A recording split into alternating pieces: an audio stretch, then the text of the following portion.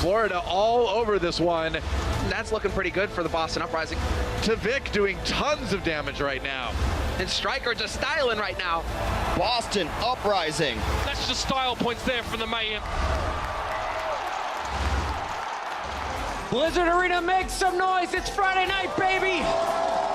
We've got another awesome weekend jam-packed with Overwatch action for you. Welcome back, everybody. I'm your host, Chris Puckett. This is the Overwatch League regular season, and today I got the full desk to bring you the action. We got Bren, we've got Crumbs, we've got Zoe once again, and already Stage 2 shaping up quite interesting. Our overall standings, guys, starting to make some moves. Yeah, it's tasty, isn't it? Up and down the teams. You don't really know where people are landing right now, but I'm happy to see that, you know, Seoul are starting to find their footing after a bit of a shaky Stage 1, but now the pieces are starting to fall into place, and realistically, still anyone's game for the end game, and I'm talking end game of all of the stages all together with the playoffs. Anyone's matches really can end up in the playoffs. If you're watching the Overwatch League for the first time, remember, all of our teams are going to play 40 matches throughout the regular season. The top 6 at the end of it all will be playing for the serious money at the end. But we also have just stages. So there's 4 stages along the way. We're currently in Stage 2. And if you look at the Stage 2 standings, it's all about these 10 matches. Philadelphia Fusion, a huge bounce back after a rough Stage 1, on top of the leaderboard, followed right behind by Seoul and the Gladiators. That's a look at the overall standings, but now it's time to look at our schedule. And you heard the fans cheering earlier. I know a lot of people pumped to watch our LA teams today. Absolutely. I think the one I definitely going to have my eyes on is the Valiant against the Fuel at the end of the day. But of course, the second match of the day is just as exciting as the first one, nonetheless. You guys ready to get into this? Yes. I am too. Let's make some noise and welcome our teams to the stage. Give it up first for the Boston Uprising.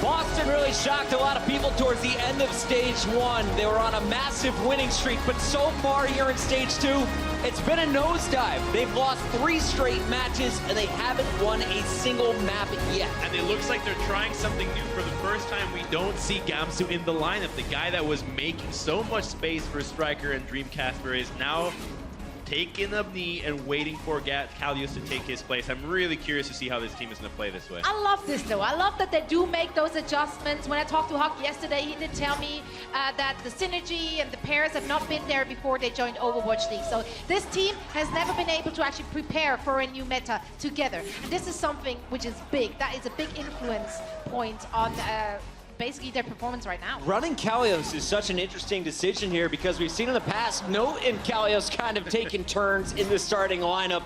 Why would you want Note and Kalios now running together with Gamsu on the bench? I mean, I can only presume that they believe that the issues they're facing in Stage 2 has been mainly, I guess, from the fact that their main tank might be out of sync with the rest of the team. So they're switching it up. They're trying to bring in Kalios or Note. Obviously, they must have play tested this in practice matches. So, I mean, they clearly are hopeful for this to be working. And it's an interesting change for sure. But surprisingly enough, not even the most drastic one we've seen in the Overwatch League so far. It's a new look, and they're going up against a new opponent this week as they face off against our second squad. Please make some noise for the Florida Mayhem.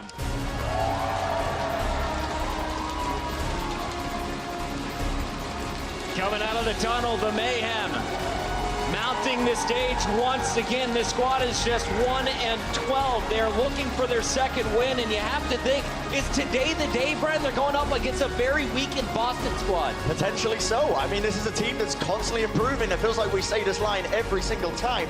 But the more I see Florida Mayhem play, the more I see them returning to previous form. And I think it's ready for Florida to dominate. In my opinion, is the fact that we've seen this squad that we know is capable from contenders. We know that they can play up to a very high level. And now it's starting to come to fruition. This hard work, practice, the meta suits them. It's the perfect storm for Florida to take it. And don't forget, they have reinforcements on their way. If everything goes well, their coaches expect Zappis to be able to join them before the Stage 2 ends. That'd be a really good thing for this team because you're saying how the record is 1-12, and so far it's 0-3 for this time around, but their opponents have been insanely difficult. New York, Philly, and London, and their matches have, for the most part, been really close. So I think that this squad has been showing a lot of promise, and today against Boston, we really get to see where they stand, because if they can put up a fight here and maybe even take a win, I think it's what Bren was saying. This is really them coming into their old style, which was a very good one. And with Volskaya back in the mix, super pumped to watch Zuppe once again. If you were watching him earlier in this week, one of the best Sombras that we have seen so far in the Overwatch League. That is a look at the Florida Mayhem. Of course, more reinforcements on the way, but for now, they're playing with the core 6. Let's start off this discussion here talking about the teams, because yes, both squads are 0-3 so far in Stage 2, but as you mentioned, Crumbs, very tough opponents. You look at Boston's losses, it's to Philly, it's to Houston, it's to New York, 3 of the top squads. For the Florida Mayhem side, once again, New York and Philly, but London was their 3rd loss, and we saw Florida. They were able to take a win off this London squad. We talked to Boston a little bit earlier. What's the moods of these teams coming into today, Zoe? Yeah, we always get lucky as we can hang out with them in the makeup room and kind of gouge the mood of both of those teams. And when Mayhem came in, they're just super upbeat, but they always are, so I don't really see a big surprise there. Their main focus point was Fraggy's beard. There was a bit of beard jealousy going on with the Fusion, so not much to say about the upcoming match they have today. However, the Boston, they were also very chirpy, in a very upbeat mood despite the recent results, so they seem confident. The only thing I really noticed was Kallis and Gamsu. They were huddled up in a corner talking what I think was about Overwatch. It wasn't Korean, but I heard Lucio, I heard Winston, I heard things which I can relate to Overwatch. So my limited Korean told me that they were actually discussing strats. And we do know that there's definitely no hard feelings. They were all about the strategy in the game phase here for Boston today. And you have to think Boston's playing with a bit of pressure. Yeah, right. On Stage 1, Boston was potentially even making playoffs, maybe even making a run for being the #1 team at the end of Stage 1, so they had the Mercy meta down to a T, but now that we swapped over, I feel like the advantage has been going more towards the Mayhem way, and the teams that have that pre-established synergy that weren't just picked up at the beginning of the Overwatch League, and I think that's where the issues that Boston are having are coming from, and where they're really going to have to kick it into overdrive to try to learn to gel in a new turf. All right, Brian, let's talk about individual matchups. We know this is a team game, but if you're looking at individuals for each team, what's the showdown you're looking forward to? So I'm in particular paying attention to this Tracer matchup between these two teams. I know, shocker, right? Bren's talking about we like DPS Tracers again, but I like the Tracer matchup, right? Striker and Logix are the guys that I'm going to be paying attention to. In particular, Striker, I'm really going to be putting a focal point on him this game because his style of Tracer was left unchecked, honestly, throughout Stage 1. And now we're in Stage 2. Teams actually, I've noticed, are prioritizing bringing down Striker almost all the time. They're shutting him down, not letting him get away with the murder that he was getting for before. And it has put a bit of a dent in the plans, I guess, of Boston Uprising. They're not playing like they used to. The synergy doesn't seem to be there. I actually think part of the reason why teams are focusing the Traces a little bit more has to do from trickling down of what the New York Excel is doing. Sabiel will be one of the best 1v1, if not the best 1v1 Tracer. Obviously, it's a #1 team, so teams are looking at, hey, if we want to compete with these guys, we're going to have to be trying to figure out how to win the Tracer 1v1 matchups, shut down these other Tracers, so we get to see how the league top teams are and their strategies trickle down to everybody else. As you guys just said, though, that teams have been focusing on Striker. I'm actually a little bit worried because if they're focusing too much on Striker here, Dream Casper is having way too much space, and that's a kid you don't want to give space to. You say that, Zoe, but the interesting thing as well about Boston is the fact that their dive style is very much team-orientated. So a lot of teams, the Genji players, like you'd expect if one player gets shut down, the other one steps up. But Boston are interesting because the whole team contributes to the dives. So in a way, it can kind of work, and that's the reason it has been working. But you are right. If Dreamcasper steps up this game and starts to play on a much higher mechanically skilled level, that's going to be super helpful, and it should throw Florida off. All right, let's get the official predictions here. One of these teams is walking away with their first win in Stage 2. I want to start with you, Bren. Are you going with the Uprising, or are you siding with the Mayhem here today? So, I mean, I've been going, chopping and changing quite on a regular basis, but I am going to be going with Florida today. I think this is the team that is going to be taking it against Boston. It sounds quite odd, but I personally do believe this is their time to shine. They're going to be taking a win here today against a weaker Boston squad, and it is strange to say, right? Stage 1, it's almost unheard of that we'd be saying this, but but how times change in Overwatch. We got one pick for Florida. Give it up one more time for Bren. Let's hear from you, Crumbs. Where are you going today? I feel the same way as Bren. The fact that on stage 1 we would have never dreamed of coming up with this, but now Florida, they're the team that has experience in this meta. They're the team that has been playing longer this way as a team, whereas Boston is struggling, trying to figure things out. And on top of everything, now they're not fielding Gamsu. I don't know what to expect out of Boston. I'm going with Florida. Nervous with no Gamsu. I'm understanding the pick. Zoe, clearly someone's got to be going on Boston, right? Yo, no. No? I'm sorry. No. I cannot, because this meta just plays into their comfort zone of Florida Mayhem. Yo. They are feeling confident. They've been looking stronger and stronger and stronger every time we saw them in stage 1 on this stage.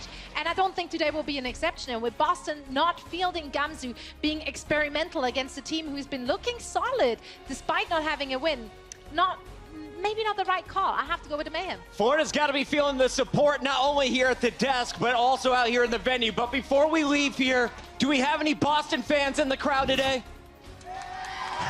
Boston, I'm cheering you on. Let's see if they can get the win. Everyone is stacked against you. Let's send it backstage to our casters to kick this baby off. All right, thank you, Bucket. Thank you, the desk. I mean, it's going to be so fantastic watching all those guys get their predictions wrong, because I believe that Boston is going to take this. I mean, look at that. No intro from Florida. They made their bones on just embracing the meme. Yeah. But they think that they can win today, and that is going to be a different kind of pressure game going on here with Florida today. Yeah, Florida plays a lot looser when they're up against monstrous opponents who they don't think they have a chance against. They just let it all fly when they think that they should be able to beat a team that gets a little bit locked on, a little conservative. Time to break out of that kind of box they put themselves in. The desk, I mean, going on past evidence. Oh, hi, guys. Right? Yeah. I'm just- He's always dancing. Always. It's aggravating. But based on their past opponents that they've faced, common opponents at least. So Florida played New York a little bit closer. Florida played Philly pretty close. And Boston got shut out in both of those. Boston has yet to find their footing in this new meta. Kind of just, and they'll admit it. They're like, we don't really know exactly what to run now that Mercy's out of it. So they've had to make adjustments. Based on past evidence, you got to say that the desk is at least looking at history, and in this new meta, Florida has been the stronger team. They are, yes, Florida in this meta, Florida have been the stronger team. Now it's going to be a matter of them defeating their demons that lurk in the depths of their souls, and will they be able to actually get over it here? Because this is going to be the hurdle. If Florida can beat Boston here, that's when I can really see Florida coming into their own, because they'll have unlocked whatever it is that's holding them back in their brains. We've seen it time and time again in competitive sports. You get that block going internally, and then it's so hard to get over it. But once you do, then it's like the floodgates, and then the real potential is there. It's just a matter of them not defeating themselves here today. Start getting some momentum, then you've got new players coming in for this Florida team as well. Maybe build off of that. But this is, if you're not going to beat Boston now, then when? I guess would be the question for Florida. They're playing better in the meta. Boston is absolutely struggling in the meta, not really winning any stages. How apropos as the stat comes up, Boston, 12-map losing streak. They have not won a map so far in stage 2 since the changes have come through. Different playstyles and the map pool has changed. That's a rough one. Swoosh has got that down on point. That's John Travolta Pulp Fiction dance. Exactly. And he's even got Zupe in front of him. All she has to be doing is, the eyes. Then we're good. All right, let's go. Action on. Florida Mayhem on the defense as the home team. It will be Boston Uprising kicking things off here on the offense as the away team. Moving into it already, straight into the side roof. No time wasted whatsoever. Kalios getting just a quick peek out there. But Dream Casper out in the open, man. He's just daring Florida Mayhem to take a peek, give him a headshot. Hey, he wants to get the angle so he can go into pack room. They've done their film study. They know that Florida Mayhem is going to run a Sombra on the defense. Casper out of the mix, but they trade with Zebo. That is actually a very good trade for Boston. Zebo can get back kind of quick because he's a Lucio, but that is a long walk to get back to Volskaya first point. Those kills might just signal Boston taking this first point with ease. It's a matter of them committing here. Casper is back into the fight as well immediately. And so now it's just a matter of exactly getting that presence on the point, forcing Manitin out into the open. Manitin on the edge of getting D-Macked here. He does get D-Macked in the end. Not quite able to get back to his healers in time. And Florida Mayhem, are they even going to be able to get back here? No, it's going to be the hard reset, and it's going to be a point given up immediately. First push here for Boston is a success. One of my keys for victory for Florida coming into this was to mind your Zs. Keep Zebosai and Zupe alive. They've been dying very early in these fights, and yet again, they lose one of their main healers. Really, their only actual healer in that composition. Zebo going down very early. Zupe fell after. They will have an EMP for this next fight, and this is a fight they have to win off the EMP, then they'll have a huge economic advantage. Oh, we've got Zupe. No surprise here. We've already got the EMP. Locks it onto the back line here. Fantastic work from him, but he gets shut down immediately. Logic's, however, the man to step up for Florida Mayhem. 2 quick kills, keeping his team in this fight. We will have the DMAC very early on here from Anaton, but there is still a man alive. That is going to be Kalios, and he's got the Primal, but he gets clipped. He's caught by the self-destruct before he can get the Primal off. Logic's won that fight before it even began, able to hit a pulse bomb, take out both supports. There's no way you're getting anything done on a last push of an assault map with both of your supports down. So right there, it was just Striker trying to get something done. Maybe pull off a miracle, which Tracer is prone to do. But Boston has banked all of their ultimates. Moreover, they know this is the window where they can fight where potentially there's not an EMP. We see Zupe, 95%, not going to be the case. He's going to have EMP again. Yeah, he's done a great job of loading that up. That's one thing that Boston have to keep in mind here when you're playing against that Sombra. Try to avoid the chip damage because you're just going to charge that EMP all the faster. Well, that certainly helps. Mid-air shot on his Hemiside. Dream Casper doesn't miss the opportunity to put him in the grave, and Zupe's gone as well without using the EMP. I just don't understand why to trying to wall ride and be up in the air when you know a Widow's over there. Get behind a body, get behind a tank. There's no reason for Zebo to be where he was right there. Absolutely punished for it.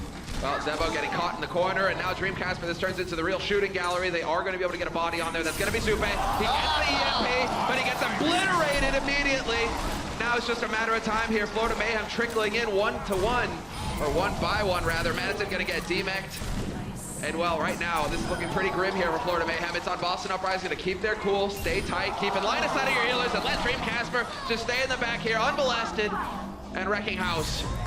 B-side capped, and Boston off to a fantastic start. A remarkably good time here. 4 minutes 52 left in the bank. Couldn't get any easier for Dreamcasper there. They didn't have the resources to be able to send back. They're just in panic mode trying to put bodies on the point and be able to stall it out enough. And it's similar to so many maps we have in this pool where you get that Widow in that spot and you just can't deal with her. If you deal with her, you lose the point. And it just makes Widow's job that much easier. It also helps when Dreamcasper hits every single shot. That was Modern Warfare in a nutshell. Bust out the sword. Yeah, I have a sniper rifle. I think I'm probably going to win this one. Yeah, you just needed to do a 360 at one point in there, and we would have had the air horns going off. And the guy was definitely looking very good. Yeah, but you can't really no-scope because it's a different weapon when she doesn't scope. It's true, quick scope. Yeah, got to put the quick scope in there, but then also, you know, got to wait the time. Listen, it's complicated hex, but I'm sure that one day we'll see it happen in the Overwatch League. 360 no scope, I will give someone a prize. The first person who pulls it off. I don't know what that prize is. I don't even know if that's legal for me to do. I think a hug. I probably can't. Give him a hug. No one wants it. That's a that's a punishment. No one wants the awkward hex hug. Why? Because you like shuffle in there? Like shuffle in there, like one hand, kind of this weird pat on the back. It's not good. I have to work on my hug tactics. Well, you hear it, guys. You know, if you see Hex, give him a hug. Give him opportunities to practice. Just walk up and hug the guy. I'm too awkward to even interact with people on Twitter. What makes you think I can pull off a hug in real life? Listen, that's because you're just a natural-born killer, Hex. You rule on the server. You give hugs of death. All right, well, no Sombra on the field. This is not necessarily surprising. Boston doesn't always run the Sombra here, so they're going to run more traditionally, and Casper's going to keep his hand hot as he'll stay on the Widow. This is very indicative of Florida's offense. They want to get a 76 up onto one of the high grounds, generally going to be the side opposite of Pack Room. See what kind of punishment that Boston has in place. They've got a couple of the dive members on that side, so they might engage Florida. Yeah, playing a bit more aggressive as well with the open angle here for Dreamcasper. So instead of playing way back, he is up there getting boosted by Kelix, and he can definitely do the damage. He can definitely lay down to hurt, but they are going to be charging straight in, wrapping around Florida Mayhem. We've seen this already, this kind of strategy. You go all the way up backstairs and get into that platform, start challenging the big Pack Room from on high. This is a strategy that I think most teams should run. Even if the other team doesn't have a Sombra, you still take away big Pack Room, and the angles are good over here. You can rotate down to the pack yourself, and you can just kind of cause chaos right down these stairs. It's a really nice staircase because you can dodge in, get angles, and then look at this. You're out of angles, and you see the opposing building there. It's a lot more cover over here than there is on the other side. And then you got Striker. Just comes in and nearly wrecks you, nearly one-clips you. Tvik.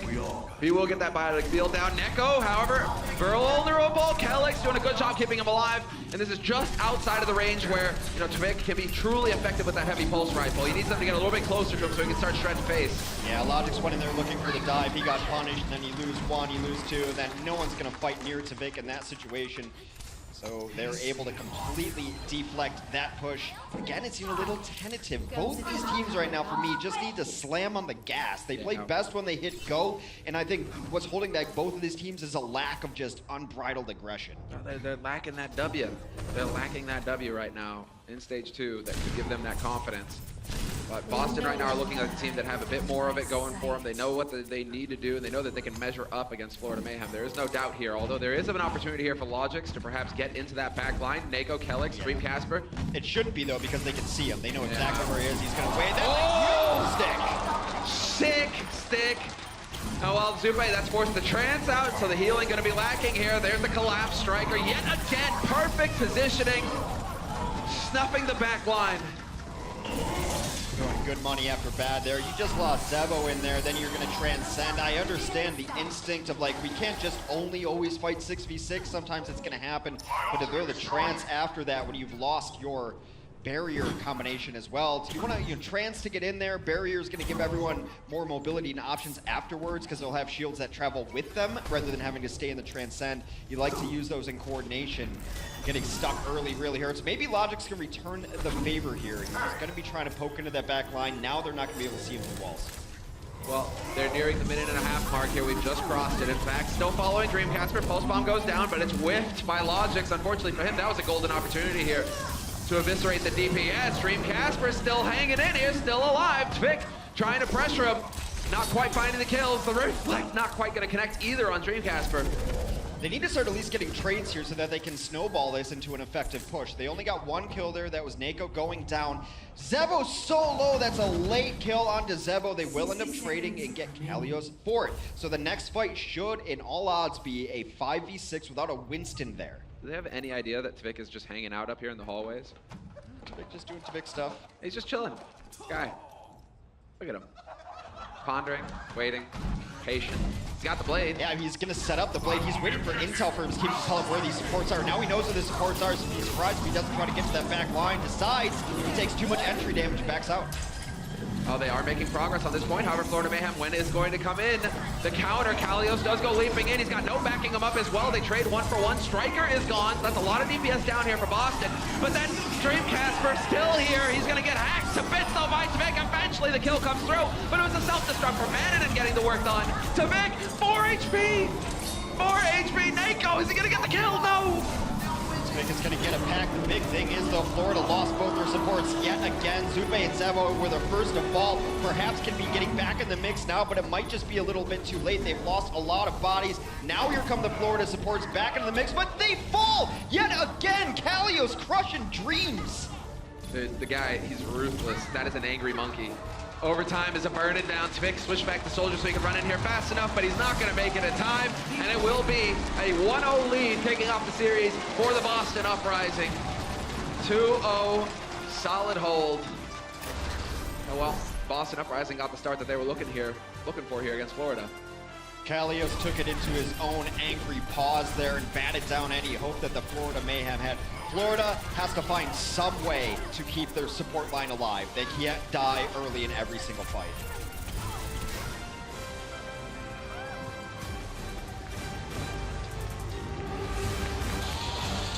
Nice coming in, Monkey. Monkey.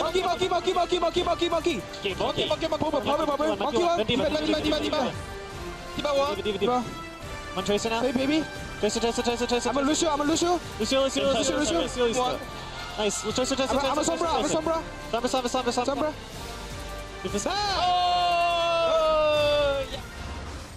The Overwatch League is brought to you by Intel, the official computer processor of the Overwatch League. T-Mobile, America's best unlimited network. And by Omen by HP, the official PC and display of the Overwatch League.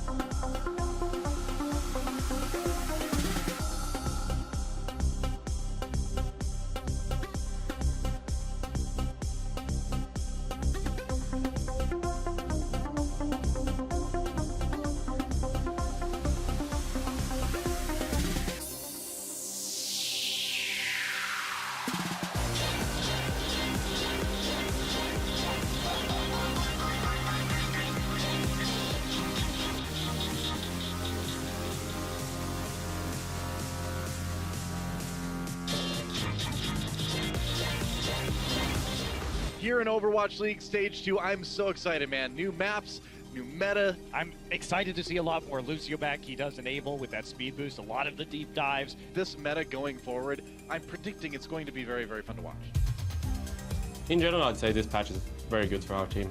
Before, you kind of had to play Mercy all the time. She won't get as much playtime because of the Valkyrie. It isn't as strong. You can't double rest in a fight anymore, but you're more flexible now. That has benefited us tremendously because then we have more players playing their comfort picks. I'm able to display my strengths, which is being able to play Lucio. Verbo coming up with a sound barrier. He has the most impactful ability. 제가 제일 잘할 수 있는 영웅을 플레이할 수 있어서 굉장히 좋아요. Toby, he is the king of the Lucios. He is the best Lucio in the league. With Lucio, I can just be more aggressive. I can see the action. I can set up plays better. Zebasai, huge performance out the back. 루시우를 하면은 오더를 하기가 좀 더 쉬운 게 제가 전장 상황을 좀 더 보기가 편해서. Lucio's really good on maps where there's a really big open area where both the offense needs the speed to close the gap and the defense needs the speed to use the space effectively to disengage. Oh, let's break it! Damn! He's always been my favorite hero to play in Overwatch, and I'm glad I'm able to do so in Stage 2. We're gonna see a lot more Moira this stage in general, just because like tanks are more viable. So on certain maps, you can go to the Moira without losing too much. 아나는 하나무라 같은 이제 좀 긴 맵에서는 수비 때 많이 쓰이거든요. It's just pumping the heals and non-stop. She can pretty much line aside and heal all their teammates from a set position. Any map with like long sightlines where Ana can play safe is pretty viable. 다른 모든 선수들도 이번 패치를 굉장히 반기고 있거든요. 이제 메르시 메타 끝나서 뭔가 좀 슈퍼 플레이 같은 그런 화려한 플레이도 좀 더 잘 나오게 됐고.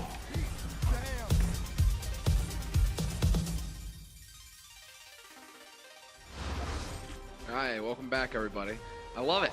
That more like that, please. You know, where we get the players' opinions on really just shaping up like how this meta is gonna go. Right. Hex, hit me with the deep down knowledge real quick. What is a meta? It's kind of hard to define, but it is the game within the game, as it were. Like what kind of compositions are working well, who's more balanced, who's more powerful in the meta, what kind of synergies are going to develop. It's essentially what everyone plays, the style and the trend, I guess, that people are playing. The new meta is that this is good now in this type of game mode. So Mercy got a little bit of a nerf on her, so not everyone's playing that, and it allows more people to come in and different heroes to come in. And that's just, the meta overall is what people are playing. This is where you get to see more skill from the teams, I feel. Because instead of being locked in, where it's just like, okay, it's only going to be this one hero and that's all we're going to do, now it's like, okay, how deep is your hero pool? And how can you play around that? Boston kind of struggling with that right now. I mean, they ran Mercy a bit on that first map, to be fair. But I think the best meta are metas that are constantly changing and evolving during it, right? The no set meta of like, this is the 6 you have to run. And sometimes in Overwatch, we got to a stage where it's like, there's only really 8 heroes you can run because they're just so good right now and they're all working together. We're getting to a better state balance-wise where you can run a lot of different things. To that point, I think that Florida needs to start considering running someone who's going to stick with their backline because Striker's absolutely dominating. He's hitting pulse bombs on the supports, which is putting them into awkward situations where they have to when they're getting stuck and when they have to lose their Lucio early on as well. So those backline, the support, I don't ever really blame them entirely when they're getting picked because someone has to be helping them out. Lucio can peel for a little bit, but when you don't see that Tracer coming and you don't have an answer for it, it's difficult. So maybe a McCree. Logix isn't really going to be the Tracer that plays in the back line with you, but this is a different map. We're in Control Center now, so we're going to see a lot of tanks here somewhere. you can get Tvik. Tvik, I know, babysitting, it's not fun, but sometimes you got to do it. You got to make sure that they eat their food, that they go to bed on time, that they stay alive. Kind of important. Well, let's see. Dreamcasper's going to be the man on the soldier here. From his perspective, we can see how they're kind of both teams kind of working around each other. Not quite going to get that one-shot kill there, unfortunately, Tvik. Striker still alive, still on the hunt, in fact. Well, Zebo goes down first here, but they do trade up. Zebo's able to get Calyx with a boop after going for it, so now they're both down one healer. Striker continues to farm ult on these giant bodies. Holy hell, that's so much damage. Striker, Nako gets the kill, but Striker, you can hear that one clip full of headshots. The dink chain. He's got a huge chance now. That's a huge false pop onto there. There goes Swoosh. There goes Tvik. There goes the chance for Florida. Oh my gosh, look at this. Striker. Well, I'm glad that we're on Striker right now. Sometimes it can be a bit confusing with Tracer because of the blinks and all that, but that was just so clean. There's the switch from Tavik. He's going to go on to the Cowboy himself. McCree is a great soft counter to Tracer. Hit the flashbang, one to the dome, and that should be the elimination there. You know, Junkrat can be good, but if they're taking smart angles, it's very difficult for a Junkrat to really zero in on a Tracer. McCree is generally the best answer if a Tracer's the one giving you problems. Yeah. Oh, well, there we go. Trance comes out. Naiko not wasting any time at all. Going to get the maximum benefit out of it as well. Getting into those hallways, making sure his teammates are topped up.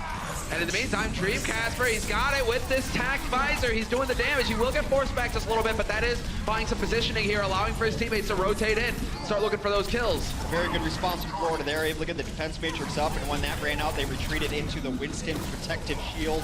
In the back line there, Logic's able to take down Kellex. That is a lot of speed and utility now gone for Boston. You can say Dream Casper not quite sure. They are going to get the flip just at the last possible second. Thought that we'd be able to get Note onto that point. Kalios not quite able to get in there with the primal either, and so they will be able to get some percentage going for themselves here, Florida. Striker, of course, still alive and just killing people, but that's what Striker does. It's kind of expected at this point. They did invest the sound barrier late into that fight, did Florida, to make sure that they were able to hold on and get some significant percentage rather than getting bullied off right away.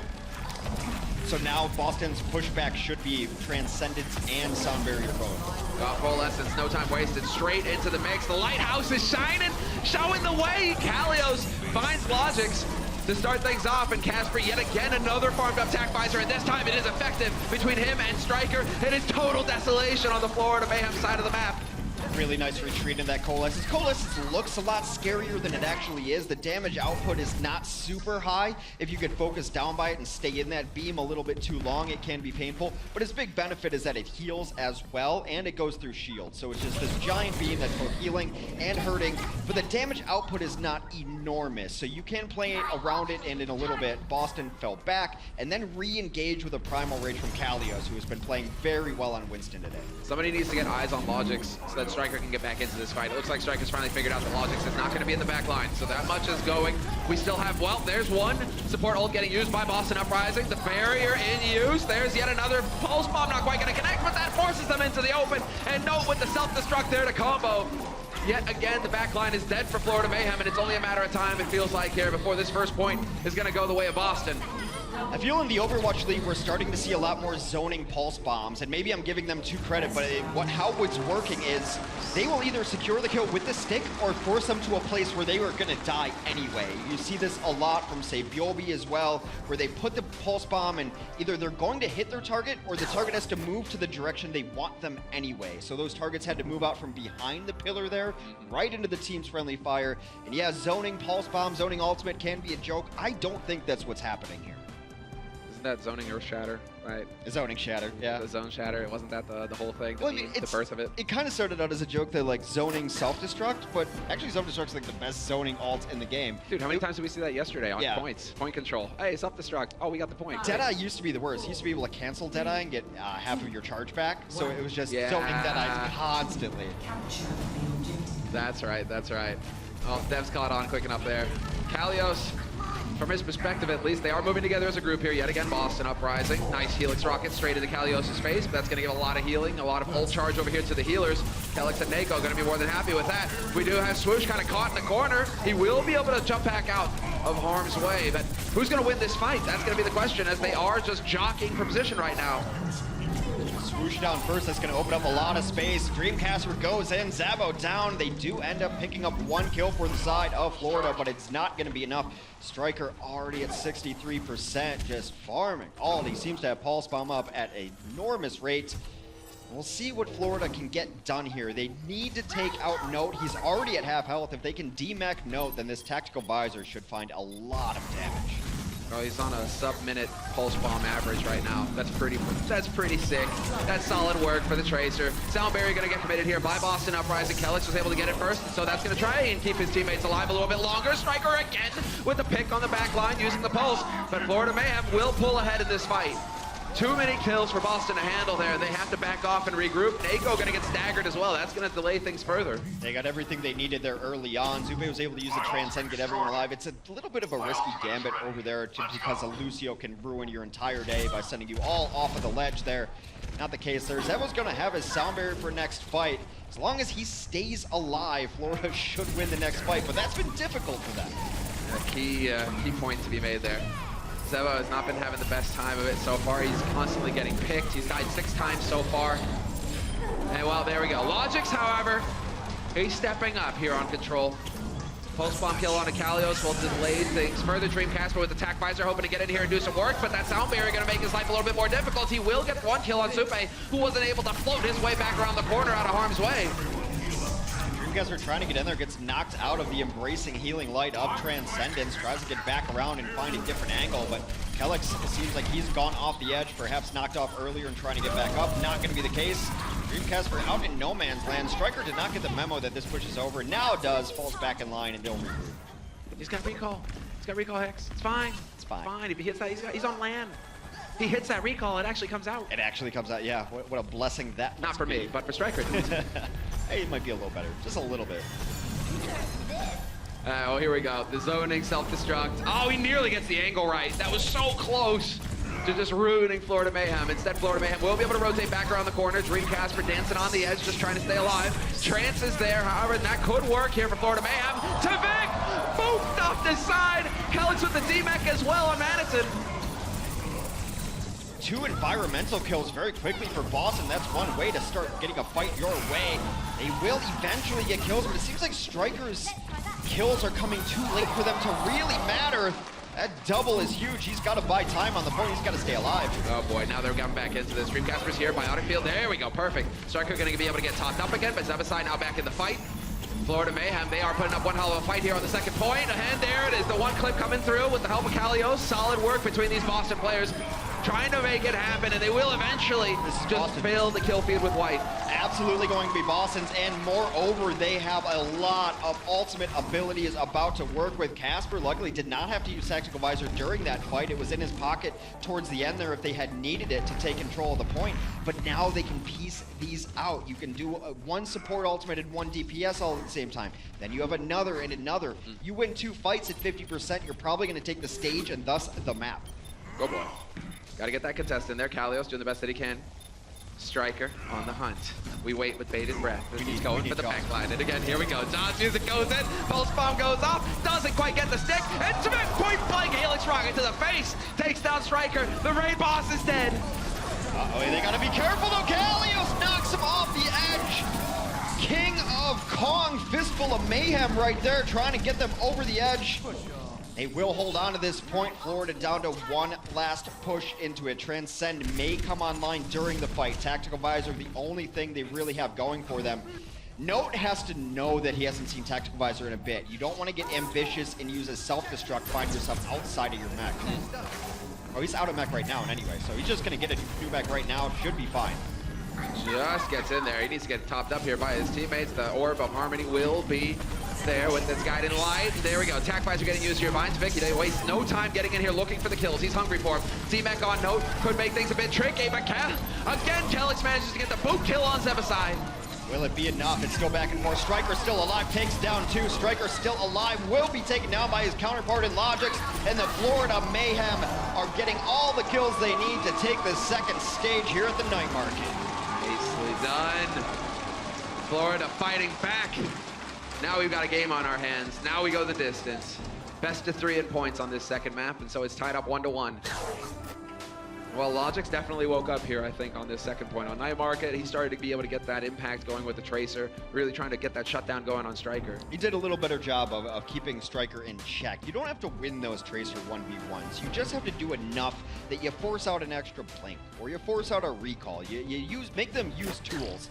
And a Tracer v Tracer, like, yeah, it's very nice if you can one-clip them, but it's more important that they know you're still around and that you can check them at any given time, and you just need that damage on a Tracer. Getting half a clip on a Tracer, you're going to force out recall, and she's got to bail and get a pack. So you don't have to necessarily always win the duel as long as you're putting them on notice that you're around. Well, I'm liking that we're putting the emphasis on the Tracers here because this is their playground.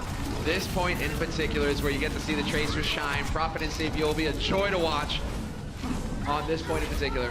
Logic 6 on Kalios immediately, and now they're all stuck on the roof with only a defense matrix who will run out shortly, getting barraged by Rockets even before the ultimate comes online, and now they're getting pushed all the way back. I don't know if you can run this far anymore for Dreamcasper. Not when they already have control of the point. Might have to change it up. He's looking to get some damage done here on Tvik.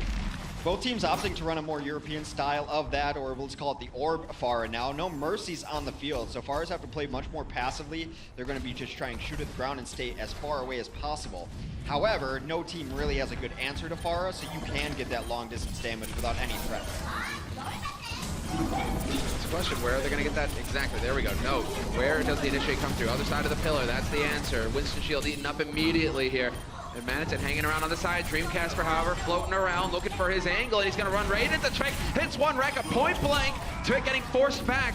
And in the meantime, Logix, Manitin, Swoosh, everybody doing work here on the points. That's fine that the pairs are dueling it out, because the rest of the guys, they're getting the job done here. Much bigger presence. There's a sound barrier that comes into the point very late. I think it only ended up hitting Striker. Calyx falls for it. Tvik's able to take him down. Striker will get a late kill, but that has been the pattern for Boston getting late kills. They might be able to bring this one back. Tanks and supports both alive, carrying on this point. A lot of progress being made here continuously by Florida, however. Zebaside nearly getting a rocket point blank to the face. That was cutting it close, and there eventually Dreamcasper connects. And Dreamcasper with the barrage up and running as well. The point is so good for Pharah to be hanging out in there because it's got that high ceiling. Any verticality is good. It's kind of the bird cage, and you're just going to sit below and get dropped on. There we go. Orb onto Dreamcasper. Getting a bit of that Euro style going here with the Orb. They got to be careful on this bridge. Now both the tanks are gone. That Goop almost finds a target there.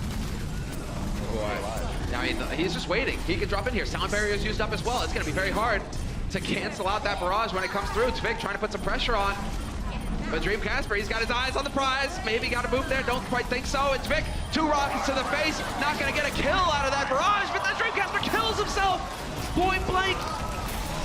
Not the best showing. However, Calyx is able to come in and get 1 kill. They're just going to try to stay alive on this point as long as possible. It really helps when Kalios and Striker, they're killing everyone else. So no flip back over for the Florida Mayhem. They are launched out of this. Tvik is off of the Pharah now, going onto the Soldier 76. So Dreamcasper opted to stay on the Pharah even without control, came in, just kind of got a low angle there. Again, there was no threat on the other side, so he could get back in. Now Tvik is opting to move over to the 76 to deal directly with Dreamcasper in the sky. So different approaches at the same kind of problem. Can you hear the Jaws music? I can. Oh my god, no. Now there is going to be the trance out as well. Striker is just grinning ear to ear. Golden opportunity here for him to hit that pulse if he wants it. They're all grouped up, but he decides to go to work. His teammates are there to help him out. Finally decides to go for the pulse, but he's not going to get anything for it. Perhaps waited just a little bit too long. Swoosh, dangerously low. And Striker, no pack to get him back up. He gets walled. Sometimes an opportunity presents yourself that you just can't believe it's happening right there. They didn't even look at him for a solid 3 seconds. He was just hanging out, and I think he could not believe what was happening. Thought he actually might be able to get some of those kills without the pulse bomb. I understand his desire to hold on to it in that situation. His sound barrier comes in for Boston as they have had control of the point the entire time, looking to evict and get some kills and close out this map. That's a huge one. Zebo down early. Swoosh takes down Nako as well. We've lost the Discord Orb as well as the Harmony. Dreamcasper, there we go, right on top with the rockets, but that's going to be a whole lot. He needs to really come up big, and it's the barrage that is absolutely useless. Drops to his death. That's the right move. Yeah, because now he should be swapping, shouldn't he? Maybe, but it's the right move. You have a barrage like that, you just want to jump off a bridge. I get it. There we go, Dreamcasper onto the Genji. Also makes sense to swap right there. There's no way he's coming back. You can't get a Pharah back in against someone who's already established as a long-range hit scan. You can bring a Pharah back in when there's another Pharah, because Pharah v Pharah, it's difficult to hit the shots that you need anyway. So Casper going to show us his hero pool. Come back in onto the Genji. They have Transcend, they'll pop it right away. Oh yeah, not wasting any time at all. Dreamcasper, well, there we go. 1 kill on Zupe to kick things off. Doesn't need a blade after all. Tvik, he's going to be able to pick up that tack visor. Can he get any use out of it, though? They are flipping this point, and Boston at the last second, well, they get all the kills, too. That definitely makes things a bit easier, and they will take the lead 2-0, extend their lead over the Florida Mayhem. But a real battle there. Florida not going down without a fight on Lijiang. Boston Uprising has a very simple tactic of trying to kill the supports. Always easier said than done, but that's where Striker's going to all the time. Dreamcasper, even when he switched to Genji, which is a nice little counter to the Soldier 76 and get on him and deflect a lot of his damage back, decided, you know what, I'm going for the Zenyatta, also a good target for the Genji. Their dive is in full effect yet again. The Overwatch League is brought to you by Omen by HP, the official PC and display of the Overwatch League. Intel, the official computer processor of the Overwatch League. And by T-Mobile, America's best unlimited network.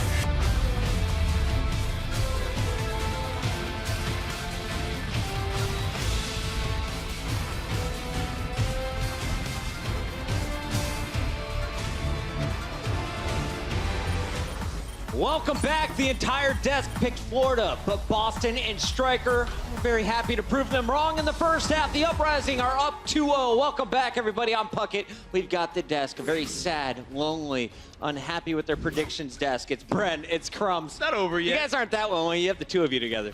That's still both wrong together. Yeah. I love when I can do this because it's so very rare. You guys are always so on point. Let's talk about how you are wrong, though. Starting with game number 1. Who was causing problems here for the Florida Mayhem? It was Dreamcasper. His Widowmaker, I think, was just the biggest nightmare. We've seen how Widowmaker works before, and when you're running a soldier, you get outranged, and then Florida is just trying to set up, trying to go around what Widowmaker does. But the Dreamcasper just doing Dreamcasper things, taking out Dragon Blade, taking out supports, completely uncontested for the first attack, and then the defense. Was this a composition issue, Bren? Because last time we saw Florida, I felt like they were much stronger on this map. They were. Honestly, the main points that I've dotted down is the fact that Florida Mayhem, they took way too long. They were far too passive and patient with their executions, right? They were waiting way too long to get into the fight and actually just go at it with the attacks. But also Boston, this is a team that we said looked much better in the Mercy meta when they were running Kelix on the Mercy.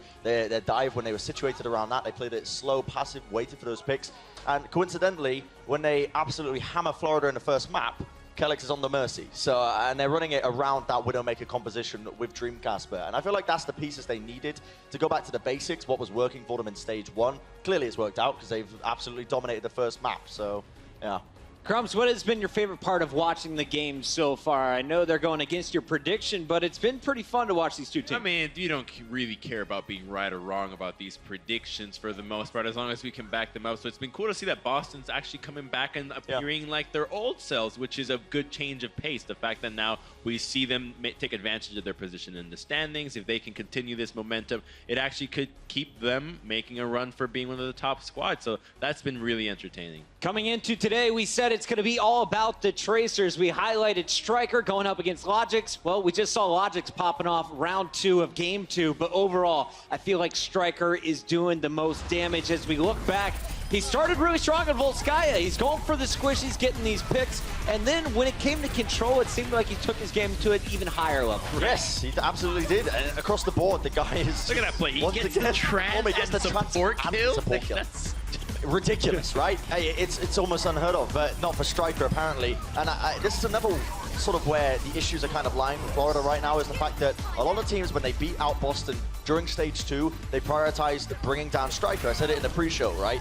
And often that resulted in a win for a lot of these teams because suddenly that carry potential is taken out. The wind is taken out of their sails. Whereas Florida, they weren't really doing that. They were just kind of letting Striker do whatever he wants on the map. He was popping off. At some point on control, we were looking at it. The guy ended up taking, I mean, it was a 1v4. He 1v4 at the point. Ridiculous stuff. I mean, you let the guy loose, he's just going to destroy absolutely everyone on the server. But if you look at last week's match, he got shut down. So we've seen teams just take him out of the running. Your Florida, right now, your supports are ultra vulnerable. Striker is just going ham. How do you stop the bleeding in the second half? How do you adjust this without changing your whole play style around? I mean, it's not that big of a play style switch. I think the biggest concern for me is that Florida looks like they like to play to the level of their competition. And I think it's what Hex was touching upon on the cast, that Florida, when they play against an opponent where they think they don't have a chance, they play way more loose. And when they play that way, it's more confident, it's more carefree, and they're able to actually execute plays that you wouldn't normally expect. Whereas now they're probably thinking, we have a shot against Boston, let's try, and then let's overthink things. And then this is the result. While you're looking at the scoreboard, yes, it's 2-0, but Florida was pretty close in that game number 2. As we take a look at a few of the highlights from Lijiang Tower, let's talk about the upsides from Florida right now. Who is playing strongest for the squad? Logix, by quite a long shot, to be honest. The guy is performing on a wonderful level all around. And honestly, it's just minor adjustments that I personally believe that Florida needs to make for them to actually come back into this game. They're not out of it by any stretch of the imagination. It's half-time, right? Yes, they're 2 rounds down as it stands, but Florida can easily make a comeback in these next 2 maps. I mean, we're going to be going to Hollywood, and I believe as well Route 66. So there's definitely potential for Florida now to turn this one around. Obviously off the back of Logix's play in general, but what I would like to see Florida start doing is starting to increase the tempo a little bit, right? Play a little bit more aggressively. You don't actually have to prioritize bringing down Striker. If you just increase the general play and the speed of how the game is going, you're just going to control the sort of the speed and I guess the pacing of the game as it comes along, just naturally, just by playing at that aggressive level, because you're forcing Boston to adapt to you. I'm not sure if that's going to be able to happen. I'm actually really resonating with what Hex was saying, that they're truly just feeling like they actually have a shot here and overthinking things to the point where, okay, here's how we set up our strategy. They're doing this. Let's take our time positioning in another part of the map and going for the play, which is what we saw them doing. But Boston just responds very quickly, right? Boston is no slouch to a team of a high caliber, approaching them with a crazy play. You had Dreamcasper constantly switching positions on the Widowmaker, reacting to where everybody else was. And Striker and Dream were just popping off to the level that we saw in stage 1, which is really nice to finally see them back. We already seen a reverse sweep. Philly did it against Houston earlier in the week. You're a Florida fan right now. You know they took a game off of London. They've taken a game off of New York. Can they come back in this series, or are you giving up hope of your prediction? I'll give up hope for the prediction, and I'm going to blame Semler for it, for saying that we will all be wrong.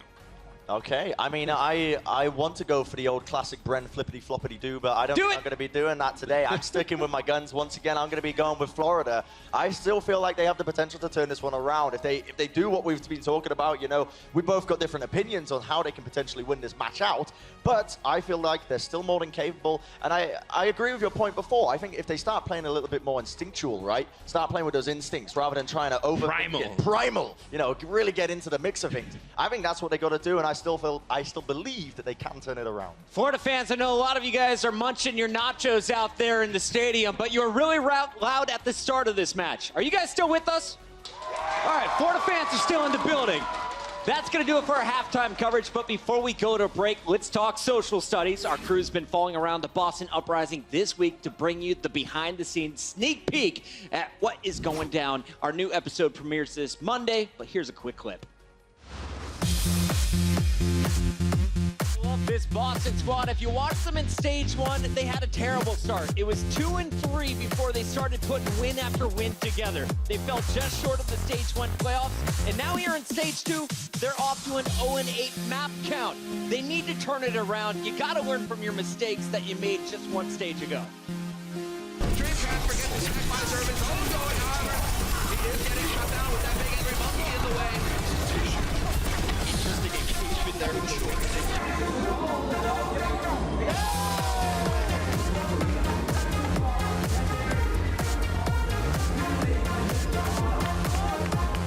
It's going to be all New York tonight, a 4-0 as Boston is handed another loss. If you're a Boston fan, you have to be so confused. Your team was looking so strong at the end of stage one. We thought they were going to make it into the playoffs. And today, things did not get easier. The Overwatch League is brought to you by Toyota. Let's go places.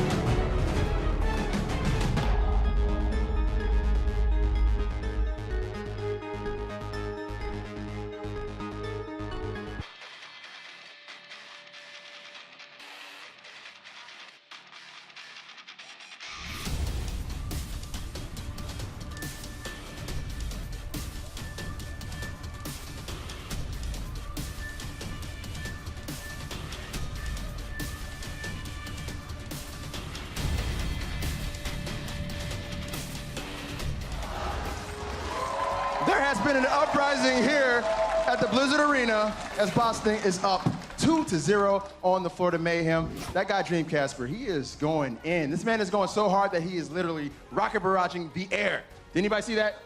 He literally rocket barraged the air. That man is going in. Anyways, guys, this is like a good seat. I think I'm gonna actually check out the second half from right here. So let's go ahead and get back into the action and send it over to our casters, Similar and Hex. Yeah, buddy. There we go. Malik getting comfy. I like it. I like it. It's a pretty sweet gig. You get to sit down doing your job. Yeah, never mind. Comfy as it gets. Those are nice seats, too. Those are nice chairs. You know, you've been to a lot of arenas. Sometimes they just got those little foldable garbage. Now we have like nice leather seating out here. Get down to the Blizzard Arena here in Burbank, California. So, what do we make of this, Hex? Mistakes were made. Mistakes is coming in for Dreamcasper. I believe it is his first playing time for the season. I was just out in the hallway. I saw everyone rooting for him, his own team getting ready, getting amped up for Mistakes to come in here. Generally known as a Tracer player, I believe, this could be wrong, and I'm sure the internet will correct me. He played for a team called 3-2-1 in the Contenders seasons early on. They actually were a very good team, surprised a lot of people. So generally his hero pool, when I think of Mistakes, I think of his Tracer play. So they're going to bring him in for Dreamcasper. Interesting to have him and Striker on the same things. Maybe he's been grinding some heroes, I don't know. Maybe his Pharah is up there. Maybe they just decided after Dreamcasper's last barrage that he was off of Pharah for the day. But we figured out that there was a reason, Hex. There was a reason for the barrage just going into the wall.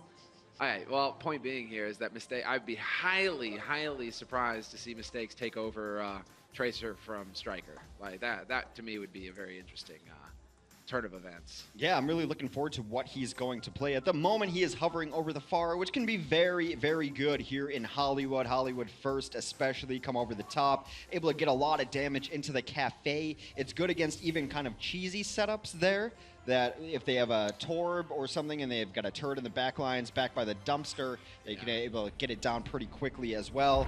That is a terrible Hearthstone deck, and you know as well as I do, no one plays those cards anymore. Do they even exist anymore? Does Shaman even see play anymore in Hearthstone? Listen, you and I, we were crying on each other's shoulders the other day because they're taking two of our favorite cards out of the game. Yeah. Ice Barrier and Cold Light. Ice Block and Cold Light are gone. No more. How? Why? How am I going to mill people? I have 3 decks that revolve specifically around those 2 cards. My Hearthstone career is over. I'm so sad. All right, Mistakes on the Genji for the moment as well. It does seem like Boston is in pure dive, so maybe it's just about giving him some playing time here. They're in a pretty comfortable position, 2-0 over a Florida team that hasn't shown them a whole lot of resistance thus far. Florida's defense coming out in what seems to be a little bit of a pick composition. They're going to have to play a little further back because they don't necessarily have a shield tank, as Swoosh is opting for the Roadhog instead. So avoiding hooks, the Hog and the Junkrat together, and try to bring some mayhem to this defense for the Florida Mayhem. Could be thinking, how the hell do we deal with this man Striker? How? I mean, Hog hook can work. You got the, yeah, well, there we go, that works as well, you know? You can just hook Mistakes. I mean, you kill the Genji. Mistakes were made again. Mistakes eliminated. How many times are you gonna say that? Two. I don't feel good about it, but it had to be said. I'm sorry. Well, Mistakes comes up over the top. Does not know that there's Roadhog Air, gets hooked, and that ends the push right then and there. Tavik takes down Nako. That's going to slow down the push yet again. Teams have to learn. You got to get all the way out here if you're going to get out. Striker just kind of chilling in the back line. Oh my God. Nothing gets seen. Oh, this is great. You little smirk on Striker's faces. He's just waiting. This can be very good. When the offense is able to finally come in, they're going to be having all eyes forward there. It's going to be interesting to see if he tries to go to the cafe to get them off there. Join the dive attempt. He does just that. Yep, straight in, and he's got his tanks there with him, but Kalios gets picked immediately. Managed doing a great job watching the back line for Florida Mayhem. They have made adjustments, it seems, here, Florida, after the halftime break, and the boost comes out on Manathan as well. Why not? Doing more damage, as if D.Va needed more help in that department. Kalios gets in immediately, but he's not there with his secondary tank in Note, so he's eating all that damage. The Winston wants to be in the defense matrix, watching his initial jump, and then drop the shield, and it works so well in concert together. Note, I think, might have just missed his jump there, didn't see it precisely. However, they did get an ultimate out of this situation. Stop going on the stairs! Stairs are dangerous! Swoosh, the stair monster over there, patrols, gets another flanker for free. Might as well be a toll, you know, a troll right here. They're not paying the toll. They're not allowed to use the stairs. Yeah, no troll toll was paid there. Still trying to set up. Boston has banked a couple ultimates here. Most importantly, the support ultimate's about to come online. Looks like they're not going for the dive this time. Just going to make the play on the point. Oh boy, not gonna happen. Logic's point blank, Tac Visor there to cancel that out. And Mistakes gets picked immediately. Logic's nearly gets clocked as well, but the trance is there to keep him alive. And so Logic's will continue to pump those heavy pulse rifle rounds into big, angry monkey bodies. You absolutely went for it, and it was a right decision, even though they just lost the Dragon Blade. He creates so much chaos, and even though they don't necessarily get all the kills back there, they got a lot of percentage on the point. Pressure now on Florida, but they're answering rather quickly here. Still a lot of bodies for Boston on the point, though, Semler. Yeah, that's going to be the main thing here. I'm glad that we got the free cam view just to get it real clear. The fact that Boston are not out of this yet. Node even finding kills on Tvik. He gets traded by Swoosh, and Swoosh definitely going to be the one here to try and stay alive as long as possible to continue contesting, but he gets booped off the point. And Boston Uprising will begin to make progress, ferrying that important Hollywood exec to work. A chaotic fight from both sides. Boston needs to clean up their dive a little bit, even though it worked. When Mistakes went in, he went in absolutely alone with his blade. That can't be happening, even though they were able to salvage that with their Winston play. Kalios continues to impress today on his Winston. See what they have for Tvik. Maybe set up the back line. It's a great point for the Widowmaker. Yeah, this is perfect. Are they aware that the Sombra's on the point yet for Florida Mayhem? Because if they keep doing chip damage like this, there is going to be an EMP in this fight so quickly. Mistakes is already up to 50%. That's bonkers. 65. Yes, keep feeding them damage. Keep feeding this guy ult charge. Might be another reason that Mistakes is in. We'll have to see how the rest of this plays out, but he might be their Sombra specialist as well. Haven't seen Casper play a lot of Sombra, so might be their specific change for this point. Tactical Visor out, they're trading blows. Yeah, both of the healers dead. Mistakes nearly gets caught. Striker gonna be there to drop Logix, but Logix already did his work. He clocked in on the overtime there, but they're making progress on this point. Striker with 2 big kills to remove the DPS from the field, and Florida Mayhem gonna have to reset. With healers dead on both sides, the team with the Tracer is always gonna have a little bit of an advantage, able to find those low health targets very quickly, able to get her own health back, able to have Vampire onto the packs over there. See Striker just pitching a tent right by the hack pack. Oh no, Mistakes is gonna get right in here. Boom! Gets it, cancels, goes for the pulse. That Striker looking to follow it up. Are they gonna be able to actually get any kills out of the EMP? No! Really surprising there that they're unable to capitalize on that. It did go off in an awkward area. I think he was expecting more people to come with him once that EMP went off. You see the Zenyatta there, that's your prime target with the EMP, should be deleted. But some nice Mercy healing kept him alive into that fight, both able to kind of dance around the Pulse Bomb as well. So they invested several ults into that attempt. And you have to wonder, maybe let them out a little bit so the rest of your team can do some damage while they're EMP. Patience. Patience is key, and sometimes it's not going to pan out for you there, and that's one of those cases for Boston Uprising. I like the thought, but with how quickly Mistakes charges ult, if Florida Mayhem continue to do damage, they're going to continue feeding the Sombra ult charge, and then there's going to be another EMP here very soon. Still a minute left on this clock here for Boston Uprising to make the magic happen. Some headshots from Logix is going to drop Kalios, but Mistakes gets the DMEC on Maniton. Able to get a lot of damage for free up above. Meanwhile, Mistakes has DMEC'd the other side of things. So that defense matrix out of it. Barrier in, but hacked. He gets it off just in time. So sick from Logic. The reaction time, not gonna help him, not gonna save him in the end. But he did manage to get that ult off. Could prompt the change from him. While Boston threw everything they had and the kitchen sink at that one. Only one nearing another ultimate is going to be Nako. He's going to have his Transcendence soon, but we know how fast EMP can charge. Now Florida pushes back. Yep, Zupe with the trance commits into that fight. They do not want to give anything up, but Boston did a great job of giving ground there, not overcommitting to that fight, so they will be able to survive. And that means that Nako has now got the trance advantage here between both Zenyatas. And that pack being hacked, that's exactly where Boston want to take these fights. Mistakes is up to 82% on ult charge already. Never mind, he's got EMP again.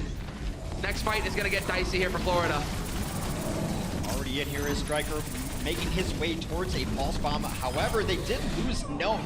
These fights have been extremely back and forth. They're alternating kill feed colors constantly. It does seem like Florida has deflected this for now. Boston's initial push on that last point is what I think Boston does very well. We talk so much about the dive and their offense and the coordination, but I feel that their retreats were probably one of the reasons they were so successful in stage 1. They make the other team use ults and get no value out of them because they pull back just a little bit. Now what's been lacking is the re-engagement on the dive once that pullback is over. Oh, not gonna need it. Nako gets the kill first, but that's 2 big shots here for Florida Mayhem. Well, taken by Florida Mayhem. Mistakes going to hack on Manatee the old-fashioned way. That's perfectly fine. The silence is there, and the payload will continue to make progress. And Mistakes still holding on to that EMP. This is where it starts to get fun, because exactly, he gets up onto the high ground, and he can drop right into the back line. Air EMP. Yeah, that's a great way to put it. For those who don't understand what hack and EMP does, it's just a silence. You can't use any of your abilities except mostly some of the primaries. Even some of those get a little bit nerfed in the process. The pulse bomb comes in, hits the ground. No kills just yet. Mistakes, the backline will delete Zube. Mistakes, but the sound barrier gets off in the meantime, and so Florida Mayhem, they are a little bit more beefy. Striker gonna be able to get topped up. Tvik doing the best that he can to stay alive. He does buy some valuable time here, and in the meantime, oh no, never mind, Logic's point blank with the Bunny Blaster. Drops him. Mistakes absolutely crushing so far. It's really intelligent to put a former Tracer player onto the Sombra. Their gun operates in similar kind of ways. Really just depends on your tracking. If you're hitting a lot of headshots with that Sombra clip, you are going to delete people. Desperation time for Florida. Gotta get a kill somewhere. Oh, well, that was a last-second push. That was a last-second contest coming in here from Florida Mayhem, but they are getting killed, and this is certainly going to be it. Swoosh desperate to buy more time with the Primal, but he will get focused down. Doesn't matter if he's got 1,000 HP. Boston Uprising will succeed in collecting all 3 points here on Hollywood and setting themselves up for a 3-0 lead in the series. Well, Boston had some interesting stuff to say about how they were able to take first point. Let's listen in on their comms. I'm dead. 1 point to Diva. Nice one. Looking for Anna. Diva pipe. I'm dead. Junker left side. Junker 1. Junk 1 HP. Junker 1. Same target. Monkey. Point monkey. Yes, no ulti. Monkey. Nice. Monkey. You know, it wouldn't be Overwatch comms without a monkey.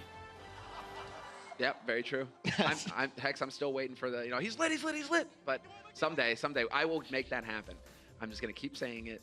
And then someday in matchmaking, I'm going to hear someone shouting lit, and it's going to be great. You are very active in comms when we play together, although it's stuff that we could not broadcast. Definitely can't say that.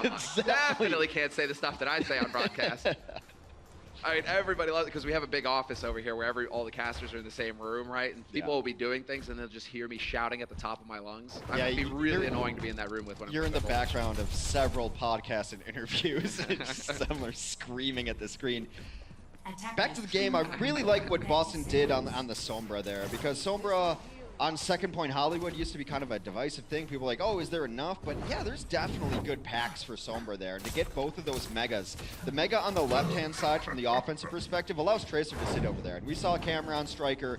That pack is always up, and you're always back at full health with that pack. The tanks can also rotate around to the right-hand side, and then they can pop up and down, similar to like an Oasis University stage, where they go down for the pack, back up in the fight. Able to charge that super quick. And even towards the end, there's that mega pack right before the bend, too. So it's actually a very good offensive Sombra map. Sometimes defenses will play just to deny the offensive utility. Well, they do manage to spot the orb. Quick work there with the D-Matrix from Manatee to cancel it out, but they know that a Moira's in play here for Kelix. Definitely like to see Moira in play on first point Hollywood as well. Close chokes with those orbs. If you're back here, you can just get everybody topped up, everybody healed. Mistakes hanging on by a thread. Manatee not able to get the kill. Instead, he gets full D-Max, and he's going to get ejected here in just a moment. Yeah, that fight is all over. So frustrating, too, when you think you've got someone back. Buddy! I like it. Mistakes. More of that. It's really cool what Boston is doing, though. We haven't seen Mistakes all season, but he's playing heroes that generally are not thought of as Dreamcasters' forte. He plays a lot. Dreamcasters got an enormous pool, but it seems like they've just spent their time grinding Mistakes on these kind of niche heroes. You're going to play the Junkrat, you're going to play the Sombra, but he still has a very capable Tracer or other things as well. It's a nice play. It's a nice misdirection here from Florida Mayhem, making life a little bit difficult here. Kalios going to be able to get back out into the open. His 360 jumped over him. That's a giant Roadhog air vert over the top. He's able to get out of there alive instead of being chased up the stairs. Meanwhile, Striker is reaping havoc in the backline, takes down Zeboside. This push is over. The car is saving him. I mean, I like that from Florida Mayhem though, with the juke, the mind games coming through. They faked Boston. There was a chance there for Florida to crack the Boston defense, because I think Boston were so focused on the back line that they definitely didn't expect the tanks to wrap back around from the front and dive them. Boston's going to use this to buy a little bit of time. They want to get Nako back in this mix here. And Swoosh, you're not going to be able to electrocute a tire. They're not conducted. Oh, but Vic, this could be big. That Dragon Blade's enough. Even with the Leech, Kelix is going to get overwhelmed. And Florida Mayhem have now got a golden opportunity here to cap the first point. Anybody close enough here to challenge? Note is still in the corner, and he will be able to tap the point here to contest. It's a matter of him staying alive as long as possible. Out of the trance he goes, however, and so that's a bit unfortunate. Not going to be able to even make it back. He gets knocked back into his demise. And Florida Mayhem will collect the first point. Beautiful dash to the right from the cafe. This Zenyatta is as good as dead should they choose to chase it. Actually, some reinforcements come out, might even save his life. Striker in trouble. He will get taken down as Zebusai does land the killing blow. That's got to feel like sweet revenge for him. The Striker has just treated him like a pincushion today. Yeah, buddy, Striker. Ah, well. Tracer play, man, I never get bored of it. Those guys, they're all beasts. All right, Vic on high, just farming up that Dragon Blade. Do we see that change of strategy coming out here from Boston Uprising? Doesn't look like it, although Mistakes has swapped over to the Soldier, so a little bit more range in play here for him. If he can get onto that high ground, he can start feeling a bit more comfortable, perhaps. That's a very good map for Soldier. A lot of long distance sight lines, and you don't have to rely on your healers because you have your own self-sustain up there. Striker's able to take down his counterpart while Swoosh is primal raging here on the card. Doesn't accomplish a whole lot. It does seem like Florida has hit the retreat horn. They are backing out for the moment. What does the retreat horn sound like? Sadness. Just sobbing.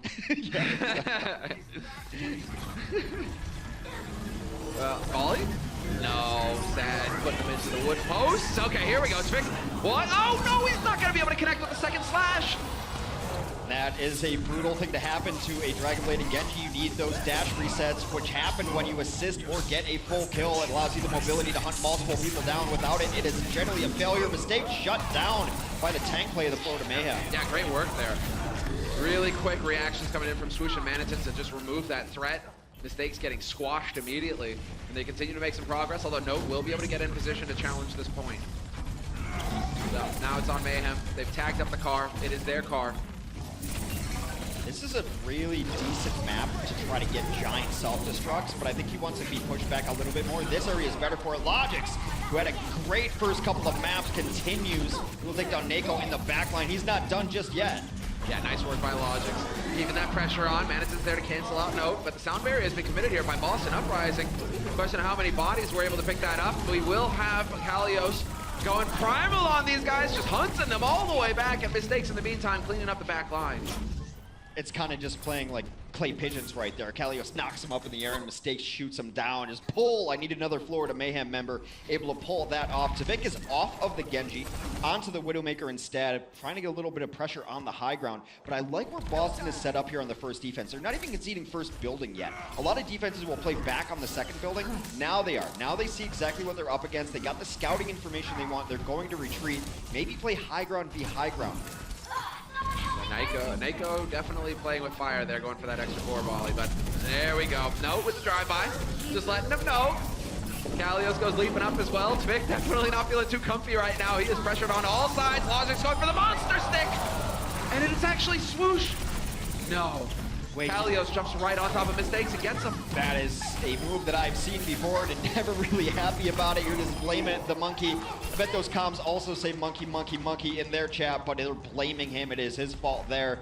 Boston hasn't banked a few ultimates here. They've got Kelix on the Mercy, so there will have a Resurrection available as well. Tactical Visor could be big, but you always want to deal with the Diva first. Manitin at 81% is going to try to stay in his mech. A self-destruct would be a terrible choice at this juncture. Tvik, you can't miss a shot like that. Oh no, Tvik, you can't miss either of those shots. That is tough when you're just holding that choke point as Widow. You need to connect, and well, at least his teammates will be there to pick up the slack. Striker will be able to drop Swoosh in the meantime. However, Kelix gets caught out by Logix, but the self-destruct. Logix recalls right into his death. Just barely enough to keep holding on. Transcendent Primal Rage now out. Zupe is going to get punched to death into the wall there. Kalios still at 900 HP, gonna hit the slam onto the Diva as well, and I think they've got everything they were looking for. Time to slam. Am I allowed one more Mistakes were made? Because he popped Tactical Visor with 10 HP. Yeah, go for it. Go for it. It's implied. This is a tough one. 3 seconds left here. They're desperate to get onto the point. Logix is charging through. Overtime Wick burn and we'll be able to tap. Doesn't matter. They're there to get rid of him. and it will be a Boston victory in the series, 3-0 over Florida Mayhem. A feel-good moment here for Boston Uprising. They win a series, they break the map loss streak that they were on, and while Florida left wondering, going into the last map here, what do they need to do? It just seems like frustration with Florida too, and it seems like they don't have an answer of what they need to do, which is even more frustrating. It's not like, oh, if we just did this, it'd be fine. It seems like they don't know what is going wrong. They fix one thing one week, unable to fix the next thing. A lot of work needs to be done for Florida to start picking up sets.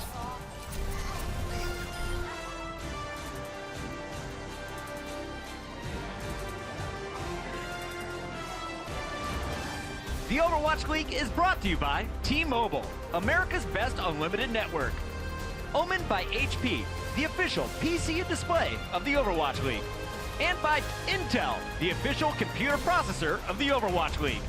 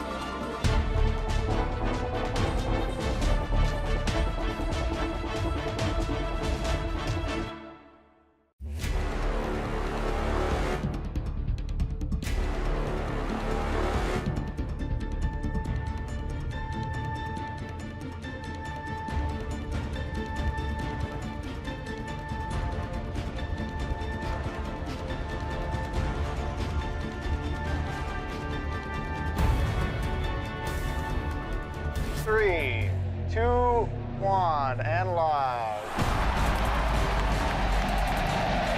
Welcome to the party. Oh my goodness! So many stars on this lineup. And this is where we see the high quality Overwatch, everybody.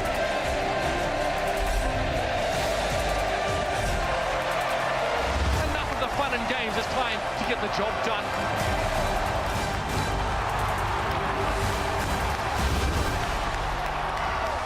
All right, welcome back from the break, everybody. Mitch is right. It is, time to get the job done. And well, Boston, they did get it done. They're up 3-0. I'm just looking for like where I'm going with this one. That was a little, don't worry. Beginning of the day. I'm always weary when I hear the term Mitch is right. I'm like, where are you going with this? What's the punchline? Where are we getting to here? Just joking with you, Mitchell. Hollywood went the way of the Boston Uprising rather easily. Route 66 is the next one. Boston has stopped their skid. They had not won a map in stage 2 before coming in today. Now they've won maps and they've won sets and they've got some good momentum going. And they've left their mark. You're the worst. So now Florida rather has to do the same thing. They gotta get some momentum going, stay positive. Look, you have to have a short memory. It hasn't worked out. You lost the set. What can you get done on Route 66? This is better than a scrim. It's better than practice. This is live game time. Yes. Time to turn it around here. Florida has to find something to hang their hat on. I'd be really stunned if we don't see a lot of Sombra here on the map. And we do have a couple of very confident Sombra players. We saw that from mistakes on Hollywood that, hey, the man knows how to get the job done. And in the meantime, Tvik has played Sombra in the past. And so as we get the map overview, cruising past the first point, checking out the high side, Zed's garage, but Zed's dead. Zed's dead, baby. Zed's dead. We got 2 Pulp Fiction references in today. I love it, man. That's amazing. Let's keep it going. Let's keep it going. Because you know what happened? Uprising, you know, never mind. That'll have to wait for Let it come organically. Exactly. When the Dragon Blade comes out, you can channel your Ving Rhames, right? Spoilers. Anyway, Florida does seem on the defense first. They are going to be running the Sombra. This map, and like Hollywood, where you generally put a DPS on the Sombra, you still need all your supports on the ground. You can do enough damage anyway that you don't have to have one of your supports taking that time off. Also, the packs are in kind of interesting spots where you're not really playing around. So those packs are generally for the Sombra herself, not necessarily going to provide the utility that a mobile healer would. Winston agrees, Hex. Curious, yes. Curious. That's what, I don't know, was it? Winston's a lunatic, by like definition. He is of the moon. Oh, wow, going deep on this. I English degree. I gotta get him, game in use. You found some use for it after all, stumping me. All right, Uprising, up 3-0 on the offense as the away team. Florida Mayhem on the defense as the home team, and Tvik on the Sombra. Already the pack is hacked. Nako stares, looks on in sadness. But what's interesting is that Nako going for May. Yeah, not something we get to see too often these days. Well, there's a really cool strategy here if you think the other team's going to run a Sombra or be aggressive with it. We used to call it the meat locker, and it's that left-hand room right there where if they're in that tunnel which you just glanced at, you just wall up behind, you get 2 free kills, and that's essentially a very substantial half a first point already taken for you. I mean, those icicles hurt, man. Logic's finding that out. He's got to be a little bit careful. We will eventually get the shots through, and Note in the meantime just cleaning house. Working overtime, put on his maid's outfit. It's a Danish maid, though, not a French one. Double Sombra on the map here. Mistakes is getting towards his EMP. Tvik only at 77%. And I believe they might have lost pack control of at least the tunnel pack. So Tvik's gonna have a hard time getting to his ultimate. He does have it up now, though. Just admiring Striker at work. Doing his thing, bullets to faces, and while the self-destruct is going to come out, that's definitely not going to save Maniton's life. He's going to die anyway. No kills either from it, but we do have some yellow in the kill feed here as Florida decide to fight back. No healing either with that pack hacked. And Tvik, he's used the EMP. Yeah, EMP already went off. Mistakes actually answered with his own EMP, but now a stalemate has broken out here on the first point of Route 66. Zupe about to get there with Transcend. Logix does take down Striker. That's something that they need. They need him to check Striker to have a chance on this map. So are Florida putting up a very, very valiant defense. Yeah, so big that they have to go full iceberg with this. The wall is going to go up. Someone's happy about that. And well, Kellick's kind of dancing on the edge. He's going to be backing off, waiting for his teammates to res. He's going to have Sound Barrier into this next one, and they should think that Tvik will not have EMP. Of course, EMP will strip off all the shields post-Sound Barrier. You want to hide your Lucio, maybe after the EMP is very good. Could even keep your Zen alive in that situation. But Florida's been banking some ultimates. The next EMP is actually kind of an interesting matchup here. Mistake should use it before Tvik gets there, and they could win this fight off of just that. Oh boy, Manitou was hacked. That's not going to help. He's silenced, and he will get demeched in the hallway as the wall goes up and the blizzard's freezing people in place. That sets it up for Note to get the kill with the self-destruct. But it's not quite enough here for Boston, this strategy, and it is going to prompt a change. Enough of the May play. Let's get that Discord orb back in action here. The May play is a very specific counterplay because May is very good at controlling space. That tunnel right there, the old mining operation or whatever it happens to be, very good.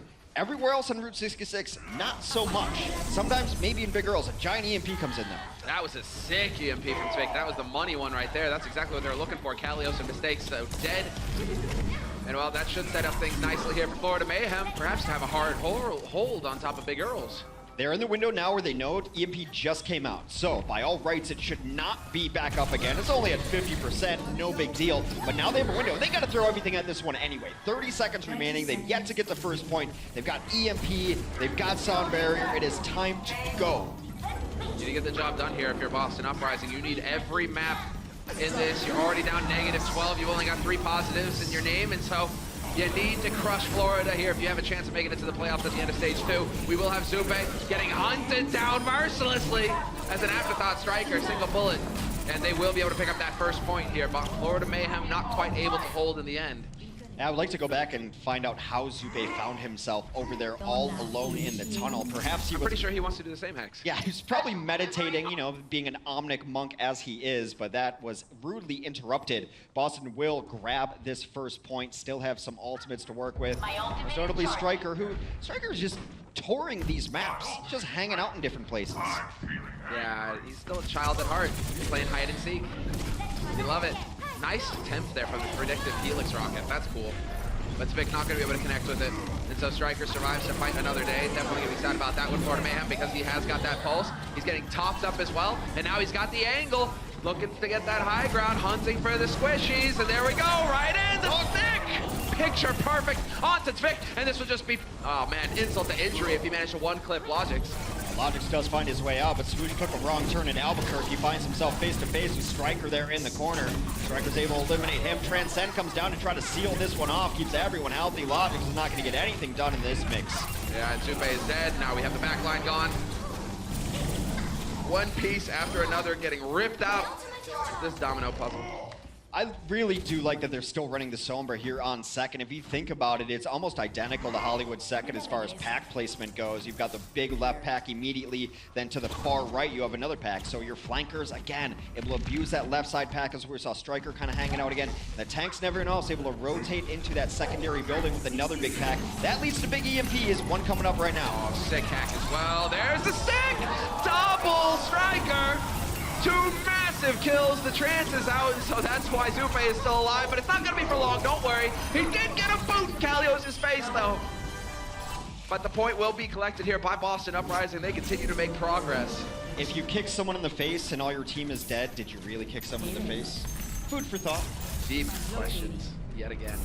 I mean, what's crazy is that Mistakes didn't even have to use EMP. No need, that pulse bomb was enough, and that's what Boston's been pretty good at as well, using their economy to their advantage. They don't double up on support ultimates, even the tank ultimates. If one's using one, the other does not. And then pulse bombs just, you know, throw those as soon as you get them. Well, this is actually interesting because Mistakes could find an angle here to get that EMP off on the back line. If he wants to.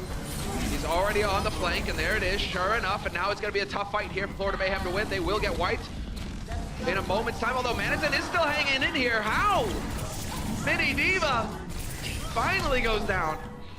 Logic's also taken out there too. That was a really nice synergy play there with the self-destruct. It comes in over top. In Route 66, there's not a lot of different places to hide. This is the hiding spot, essentially, when that came in, given the position that Florida's at. They all had to come in here, and then when they came out, they all got EMP because they're grouped together. So it zones them into one space, clumps them up, EMP hits everyone. Well, a nice attempt there by Striker. Don't worry, he's already up to 30% plus. For the next pulse bomb is there to collapse with his teammates onto Swoosh. Sound barrier has been committed now by Zebasai. The self-destruct pushed back as well, so we'll see if he gets anything out of that. Not gonna happen for Manhattan, but he should get a remake, and he will. So the fight continues, although Kalios just pummels Zupe.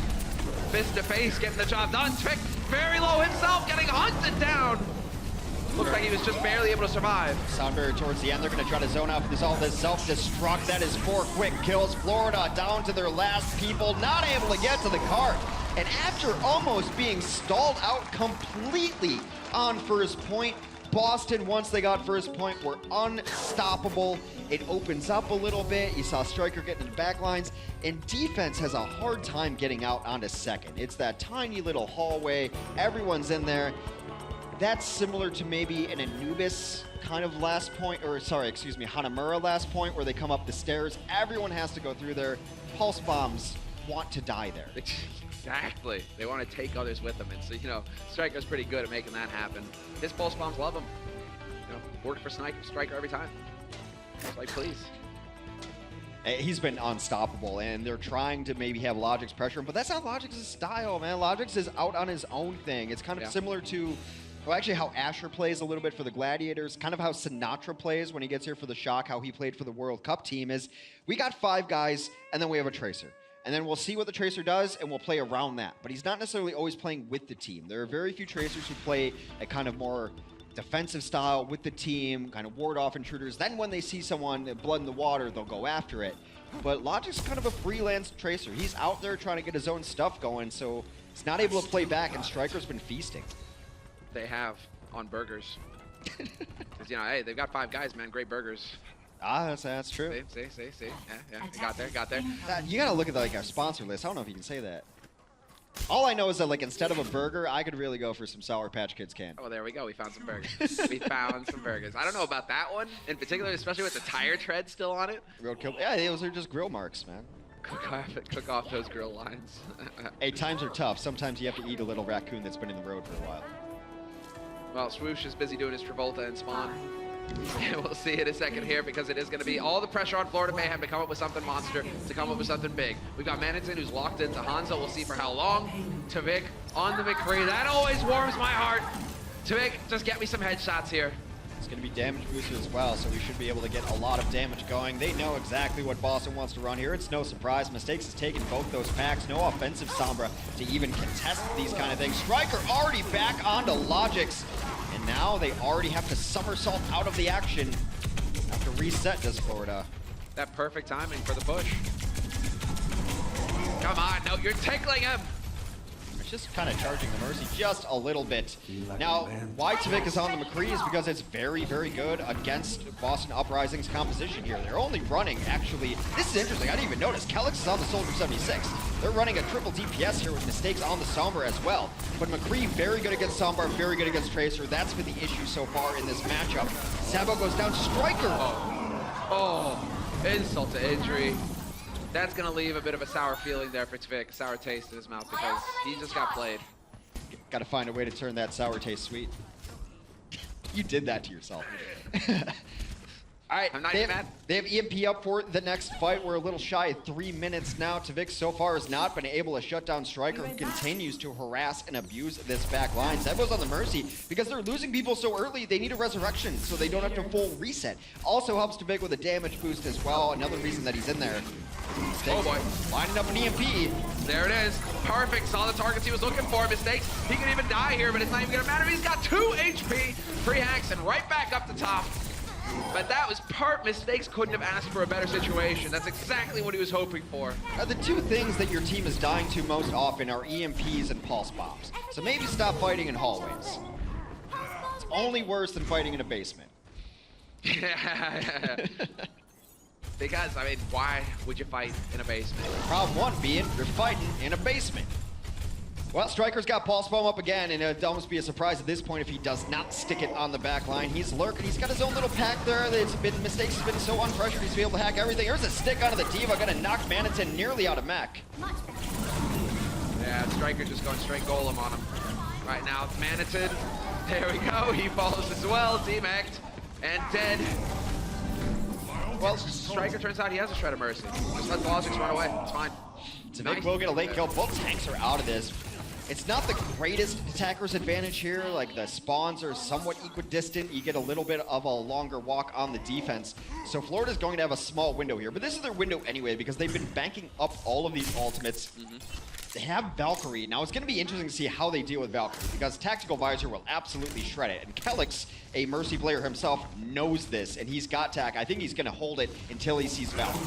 Just waiting, but Swoosh will find the target he was looking for here immediately. Neko does get the boost off in time, and there we go! Kelix with the melting Tac Visor. Perfect work from him. Could even drop Swoosh in the meantime, but the trance gets used, and that will be able to cancel out some of that damage, keep those teammates alive here for Florida. Still pretty close, though, getting a couple kills late. It is getting a brawl on the point. That Diva is a useless hunk of metal now as she gets hacked, unable to use any of the abilities. Tank so low, Mistakes cleaning up. Will also have another EMP for the fight. That was a beautiful nano boost from Nico. It's a fadeaway jumper. I'm gonna die, avenge me, and avenge Kelix did. On the perfect target, on the target he was looking for. Doesn't miss it, gets it right onto Kelix. Tac visor there, and that turns the tide. And well, now things, well, definitely get a bit dicey here for Florida Mayhem. 10 seconds left. And Tvik to start things off with the pick on Kelix. This is big, but an EMP on the back line would be monstrous right now. Another perfect kill coming through, kills Zebasai, remove the heals, and Tvik has to back off running.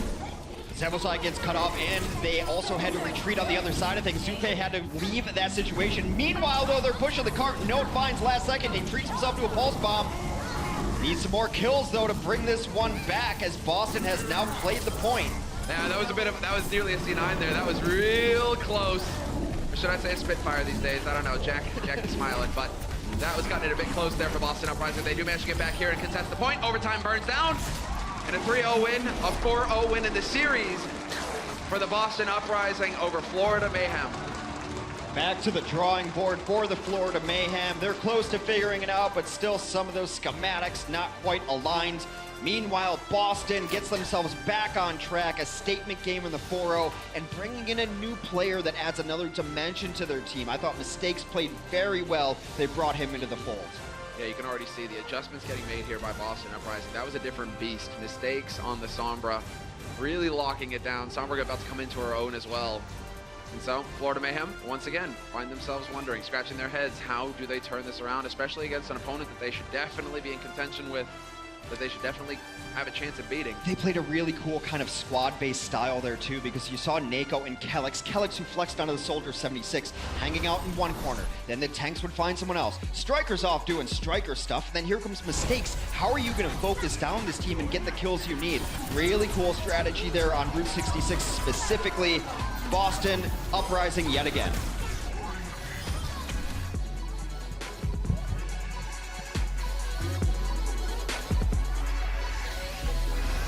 The Overwatch League is brought to you by Omen by HP, the official PC and display of the Overwatch League.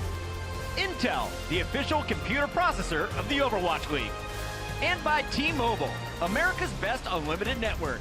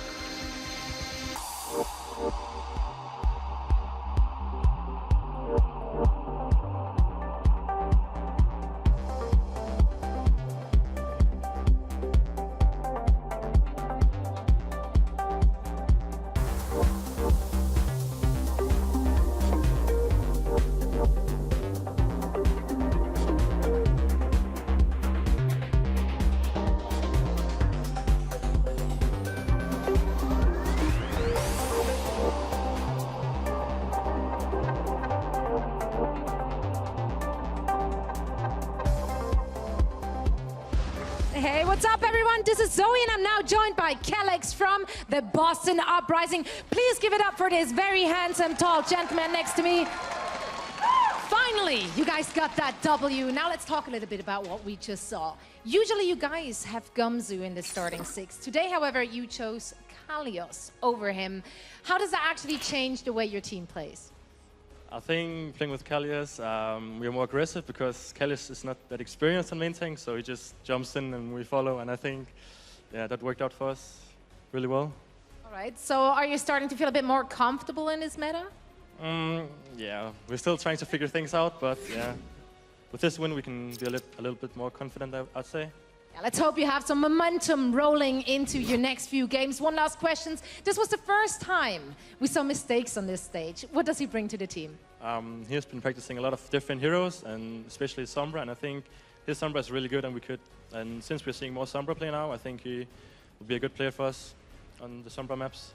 All right, well, we can't wait to see more of that. Kellex, thank you so much for joining me. Once more, congratulations to you and your team. We're now going to break down that game on our desk with Pocket and the boys. Thank you so much, Zoe, and it's so nice to see Kellex on a Soldier 76. We saw a little bit of that there in game number 4. Welcome back, everybody. It's Puckett. Shout out to the Bachelor Party. Shout out to all of you guys. It's Friday night, and we are watching some awesome Overwatch. Today, we have our 2 analysts. It's Breadcrumbs, and they are 0 for 1 in their predictions. Wait, the real question, there's a Bachelor Party happening here? Oh, yeah, right there. These 2 guys up here. We're going to hook them up a little bit later with some Overwatch t-shirts. For now, we got to talk about Mistakes. That is the whole story of the second half for me. Boston, we knew you had a unique roster. A lot of names that some people were familiar with, others not so much. I didn't know Striker, but I knew Mistakes, and finally today we got to see him. Yeah, we did. They finally busted him out. I mean, he's been locked away on this Boston team for God knows how long, and now we finally get to see him play. And it looks like Boston are trying to basically approach Mistakes' role as sort of a specialist DPS role. So he's going to be playing those roles that maybe Dreamcasper doesn't have time to practice. So they're just bringing him in as sort of like a bit of a trump card almost for some of these teams. And it worked wonderfully, I've got to say. His entire Sombra play was just sublime across the board. Little mistakes, if any at all, across the board. I mean, Florida didn't really do much to shut him down. I got to ask you, Crumbs, when we were watching Mistakes, it was a lot of stellar Sombra play, but we saw him pulling out the Junkrat. We saw him on Genji for a minute. We saw him on Pharah for a minute. How often do you want to see Mistakes in the lineup in the future, and what do you want to see him running? Well, we can't fix Florida Mayhem just yet, but for the Boston Uprising team, I think it's fine. You just splice him in a couple of these niche maps, from the Sombra, the Genji. I don't know the hero pool that he has to offer just yet, but what interests me the most is what we got out of Kellex in the interview, the fact that they were playing more aggressive because Kalios is more inexperienced and just jumping in, so they felt like they had to follow it up. When you watch the games, you never really know why these teams are doing it. You can only speculate, and then the result is always just shocking when they say, we were just, just didn't really know what was going on, so we just followed. Now, we saw the Sombra play, some star plays using those EMPs, but you mentioned that the whole plan here for Boston today was to kind of shut down Maniton. You mentioned that at the desk. What is the strategy that some of our fans could employ into their own game? Right, so, I mean, if you're new to Overwatch League or Overwatch in general, this is perfect for you because I'm going to start to explain what the thought process was for Mistakes running this. So, Sombra's hack ability completely disables a hero. They can't use any abilities at all. And the game plan for Boston this entire game, throughout map 3 and map 4, in fact, was just focused on Maniton, always hacking down this big diva target, because that means she can't use the rocket boost, she cannot use the micro rockets, she cannot use the defense matrix, and that is basically her whole kit. When she doesn't have that, she's a walking potato on the battlefield and just feeding ultimates to the enemy team. So, and this is actually something that Lunatic High, now known as Soul Dynasty, used to run all the time back in Apex. This is why it's so interesting to me. They used to prioritize back in the day, focusing down the diva player, take them out the mix, because as soon as you remove defense matrix, suddenly you're free to just go absolutely ham on that support backline. We have some amazing artists out there in the Overwatch League community. Please, someone Photoshop me a walking potato that tickles people with Diva's weapons. All right, so the Diva was shut down, Florida was shut down, Boston always succeeding on the attack, but let's talk a little bit about some unique heroes that we saw today. Boston bringing out the May for us here. Crumbs and Brent, walk me through. What's the thought process? Why use her on Route 66? Right, when I saw the May coming out, I was like, all right, we need to get some more clips of this May. We got to see what goes on when this happens. But you ideally on Route 66, you've got the choke on the left, which allows you to an easy wall off target. You combo with the Sombra so you can trap people very easily, and it's just really pesky and annoying to deal with when you're always wondering, okay, am I locked in here with a Sombra? Am I locked in here just hacked and frozen? There's just such a wealth of utility coming out that you see that the tanks have to immediately respond and run away. Right, and I've got some perfect clips here as well. We've got a nice little illustration that I can highlight why May might be ran on this first point, and it's super interesting, actually. So, I mean, you can just take a look here. This is just a general setup. I'm not really going to play out or point out any positioning here, but I just want to draw on the map all the positionings of the May ice wall you can do. So you can literally just run it straight across down here, across these choke points. That is the main thought process here for them. Even using it across Big Earls on the ground floor here, that May ice wall to lock people out and try and trap and get an early pick out onto Florida. That was the game plan. That's why they were running it. But the interesting thing as well is that they were running a solo support composition. You can do that because May has the built-in self-healing from the ice block to really make the magic happen. You know, just you don't have to put so much emphasis on having two healers. And here's a few examples as well of just the utility you can get out of the ice wall as well, because you can use it to just completely climb up on geography quite quickly. You can use it to lock these players out. You can see this clip here.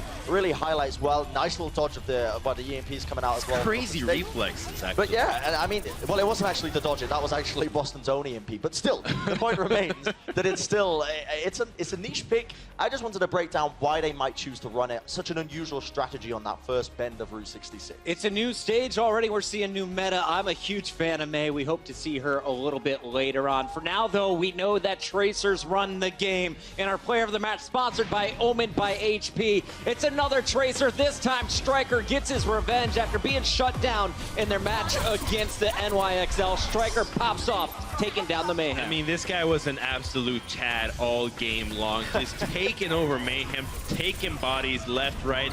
He was uncontested so often that I feel like this was a confidence game for him and for the Boston Mayhem itself. The fact that he was so successful today gives me a lot of hope for what Boston can do in the next stage, or in this stage, rather. Exactly right. I mean, despite the fact that in the previous games of Boston, Striker was consistently getting shut down, in this game, he was let loose. And I think as well, it's just a testament as well. You cannot let this man get away with murder like this, because he absolutely dominated this game. I mean, look at this. He dominated Tavik. Yeah, Tavik. 37% of Tavik's deaths were to Striker. Now, that's down to a lot of the case. There was 1v1s being taken, but Striker was unleashed. There was no chain on the man. He was free to just absolutely dominate everything. If you go back and you ask Tavik who pissed you off most today, it's probably Striker. Exactly. All right, so Boston finally gets their first win here in Stage 2, and looking forward at Week 3, they have to play Shanghai. You have to play London, so you're playing two different ends here of the leaderboard spectrum. What are Boston's chances of finishing Week 3 2-0 and starting to turn this whole thing around? I mean, it looks good for at least a 1-0, but for a 2-0, I'm not so sure about taking down London just yet. I gotta see it, but they can definitely do it. They took down New York last time, so it wouldn't surprise me if they can actually walk away victorious over London. So, Brent, final thoughts on this series? I feel like it's interesting because Boston have come back from it. You know, I personally, I'll own up to it. I predicted Florida all the way. I had faith in them from their previous games, you know. I'm not going to flip and flop and change my prediction this time, maybe next map. But yeah, in general, across the board, I'm happy to see that Boston are picking up the pace a little bit and playing back to the level that we know they can from Stage 1. Well, don't worry, Brent. You have another chance to flip-flop your predictions because match number 2 of the day is coming up next. Make some noise, Blizzard Arena. When we return, we got your hometown squad. It's the Gladiators taking on the Seoul Dynasty after this.